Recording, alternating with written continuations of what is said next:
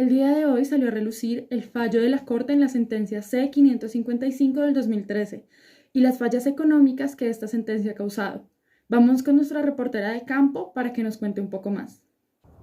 Al fin tenemos el análisis completo de la sentencia C-555 del 2013,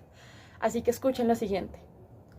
El ciudadano Jorge Arango Mejía, en ejercicio de la acción pública e inconstitucional, presentó una demanda contra el artículo 40 de la Ley 422 del 1988, por la cual se modifica parcialmente la Ley 37 de 1993 y se dictan otras disposiciones, y el inciso 4 del artículo 68 de la Ley 1341 del 2009, por la cual se definen principios y conceptos sobre la sociedad de la información y la organización de tecnologías de la información y comunicaciones TIC. Se crea la Agencia Nacional del Espectro y se dictan otras disposiciones, a la cual le corresponde el número de erradicación D9470. En el criterio del demandante, las normas acusadas, al prever que las concesiones, licencias, permisos y autorizaciones del servicio de telecomunicaciones, la cláusula de reversión pactada solo implica revertir al Estado las frecuencias radioeléctricas asignadas, sin incluir los elementos y bienes directamente afectados al servicio. Vulneran los artículos 13, 58, 75, 334 y 335 de la Constitución Política de Colombia. Volvemos al estudio contigo, Laura, para que nos muestres y estés entrevistando a Colombian Móvil S.A. y a Santiago Jaramillo. Acá en estudio tenemos las declaraciones inéditas de Colombian Móvil S.A., quienes dijeron que, frente a la violación del artículo 13 de la Carta, destacan que el actor no aborda ninguno de los requisitos establecidos por la jurisprudencia para concluir que se vulnera tal mandato. En todo caso, la Corte, en la sentencia C-403 de 2010, reconoció que el artículo 68 de la Ley 1341 del 2009 hace parte de un régimen de transición que faculta a los proveedores a mantener sus concesiones o a someterse al régimen de habilitación general, para que lo cual concede para quienes se acogen al nuevo régimen por una sola vez la renovación de los permisos iniciales para el uso del espectro radioeléctrico, y que los concesionarios a quienes refiere el mencionado artículo no se encuentran en situación similar a quienes aún no han recibido concesión o habilitación para la prestación del servicio. Ahora nos dirigimos con nuestra reportera de campo, quien se encuentra afuera de las instalaciones de la Corte para comentarnos cuál es la posición de esta. Muchas gracias, Laura. Nos encontramos afuera de las instalaciones de la Corte para escuchar sus consideraciones.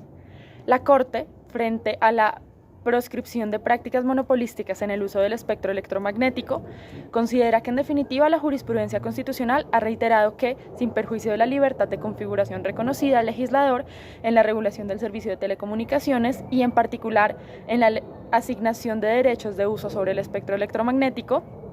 están excluidas las regulaciones que favorezcan la concentración de los medios o la ocurrencia de prácticas monopolísticas en el uso de dicho bien público, dado que la garantía de su acceso en igualdad de condiciones es a su vez condición necesaria para asegurar bienes constitucionales, especialmente valiosos como lo son, entre otros, el pluralismo informativo y la libertad de expresión y la información.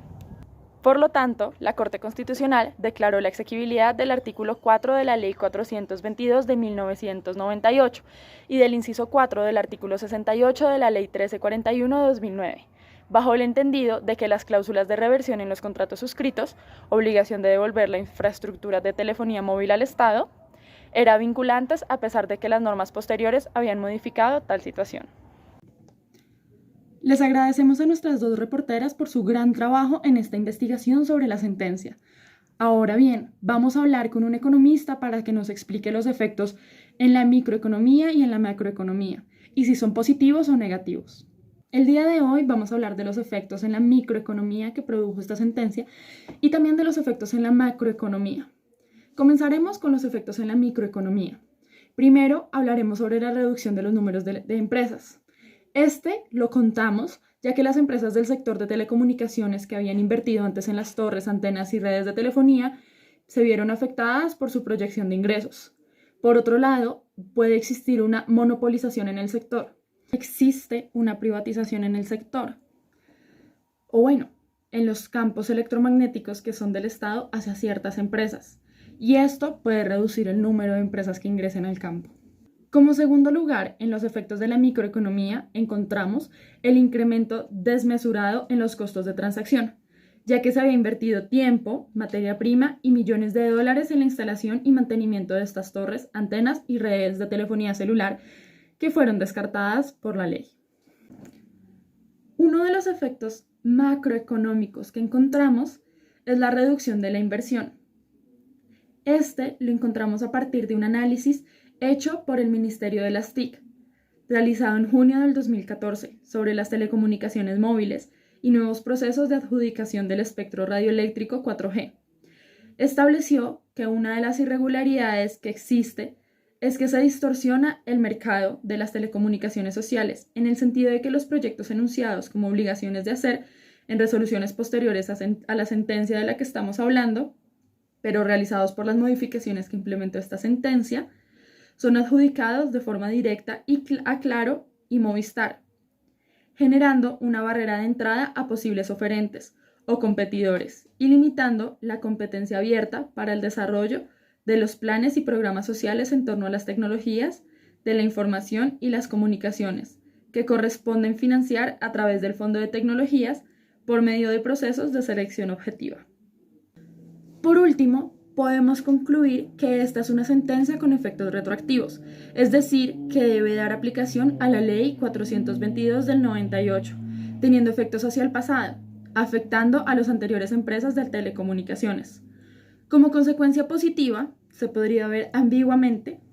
a las nuevas empresas de telecomunicaciones o a las que se regirán después de esta ley, sí serán beneficiadas desde la publicación de la sentencia y a largo plazo, ya que les asignarán a las empresas de telecomunicaciones los derechos de uso sobre el espacio electromagnético.